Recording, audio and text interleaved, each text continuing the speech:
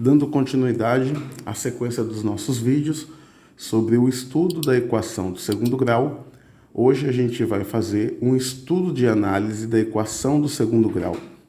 Vamos começar escrevendo a equação do segundo grau.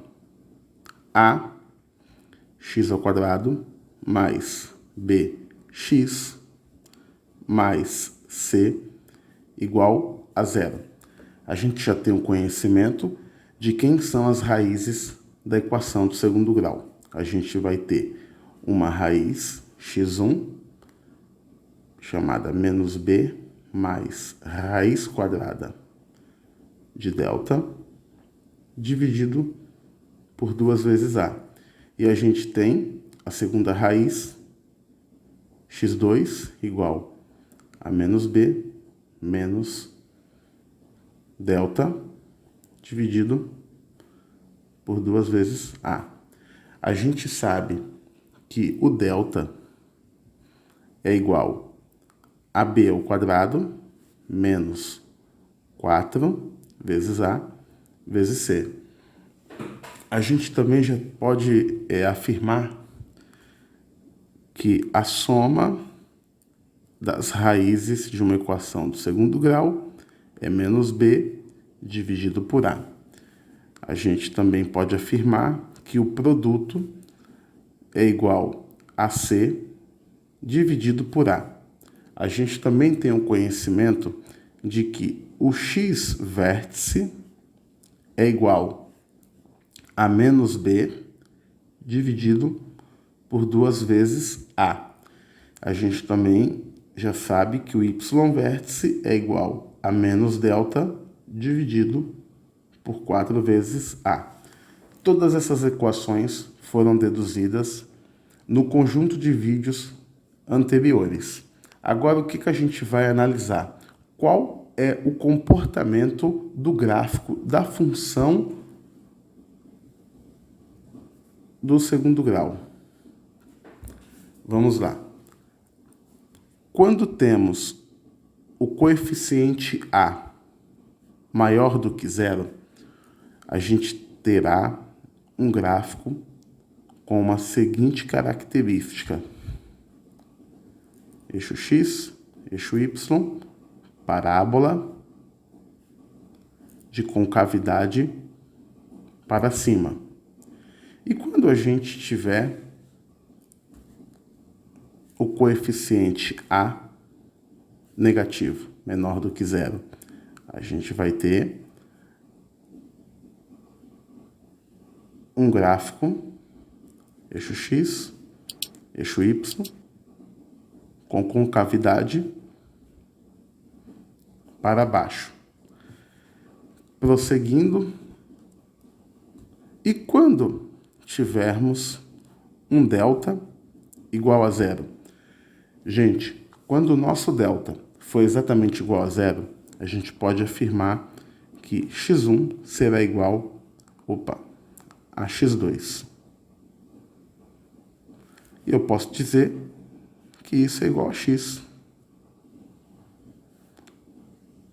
O que isso significa graficamente?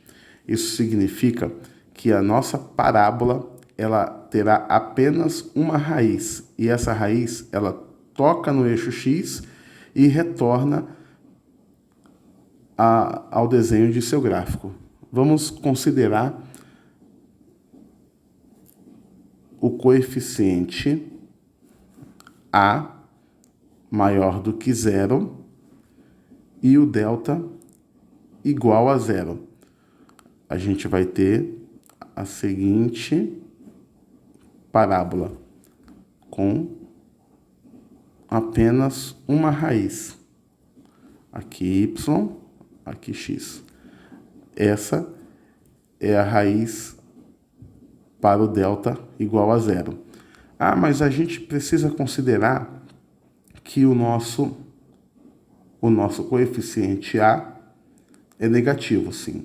Quando o coeficiente a for negativo e o nosso delta for exatamente igual a zero, a gente vai ter o seguinte gráfico: concavidade. para baixo, toca no eixo X apenas uma vez e retorna para a sequência do seu desenho aqui. Então, esse é o gráfico para delta igual a zero. E quando tivermos o delta maior do que zero? Delta maior do que zero, a seguinte situação ocorrerá com o nosso gráfico. Y, X. Se eu tiver o coeficiente A também maior do que zero, a gente terá uma parábola com duas raízes distintas e diferentes uma da outra. O mesmo vale para delta maior do que zero e o coeficiente A menor do que zero. A gente vai ter o gráfico, eixo X, eixo Y, parábola. Teremos duas raízes distintas com x1 diferente de x2. Aqui eu vou deixar reservado para falar do delta menor do que zero. Nesta condição, por que eu não vou dar muito prosseguimento nesta condição? Nesta condição, o resultado do nosso delta, ele vai cair dentro do conjunto dos números complexos. Se o nosso delta for menor do que zero, o resultado pertence aos números complexos. Eu não vou adentrar neste primeiro momento para falar sobre o conjunto dos números complexos, mas em breve a gente vai fazer uma playlist só explicando sobre o conjunto dos números complexos. É isso aí, valeu galera, se inscreva no canal e dê joinha, beleza? Tudo de bom e não se esqueça, tá aqui todo o estudo de análise da equação do segundo grau. É simples, mas eu acredito que vai ajudar bastante. Tem ajudado a minha filha e eu espero que ajude vocês.